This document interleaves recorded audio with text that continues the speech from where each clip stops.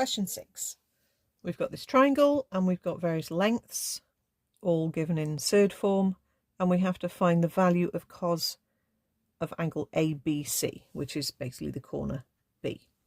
So let's just label on. We've got 3 for that length, we've got 2 root 5 there, and we've got 4 plus root 3 there. Okay, so we've got 3 sides and 1 angle, which means we need to use the cosine rule.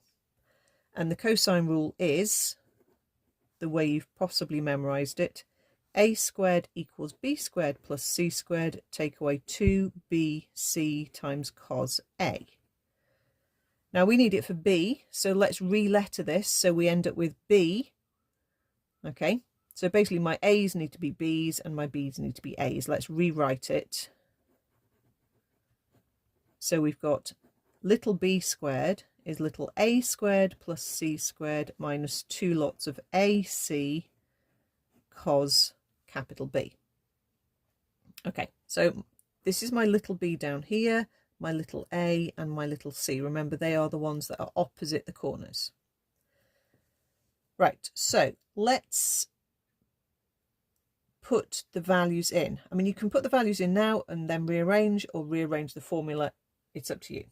Okay, so I'll put the values in. B is 4 plus root 3 squared is equal to my a squared, which is 2 root 5 to square.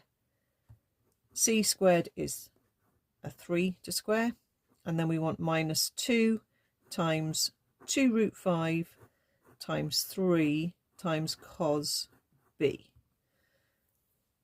Right, okay, so let's now multiply this out. So we've got 4 plus root 3 times 4 plus root 3. Let's work that out over here.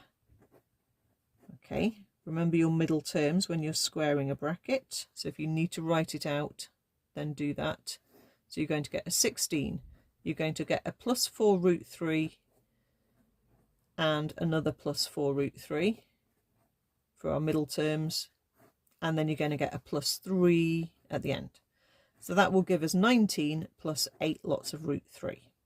Okay, so that's here, 19 plus 8 lots of root 3. Okay, squaring the 2 root 5, you square the 2 and you square the 5, but it's not FOIL because these aren't adding, these are timesing. So it basically just means square the 2 to make a 4, square the root 5 to get a whole 5, and that's going to give you a 20. And you can always check all of these on the calculator. Here I'm going to multiply these numbers together, but that's still the coefficient of cos B. So I get a 2 times a 2, which is a 4, times another 3, which is a 12. So I've got a 12 root 5 as the coefficient of cos B. Okay, so this is a minus term. I'm going to take that across onto the other side and make it positive. And I'm going to return the 19 and the 8 root 3 onto the right hand side. Okay, so on the right hand side I've got my 20 from there, I've got my plus 9. I'm then going to have a minus 19 and a minus 8 root 3 because they've hopped across.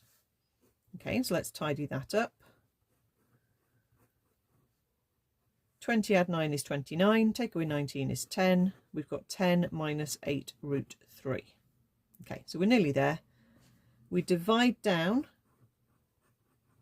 to leave cos B on its own. 10 minus 8 root 3 over 12 root 5. Now just notice in the question, it doesn't actually want us to rationalise the root 5 off the denominator, but it does want us to end up with a 6. So we just need to divide everything by 2. Okay, and that will divide the 10 and the 8 by 2 because you're taking a common factor out of all of the terms. So that will leave you a 5 minus a 4 root 3 over a 6 root 5.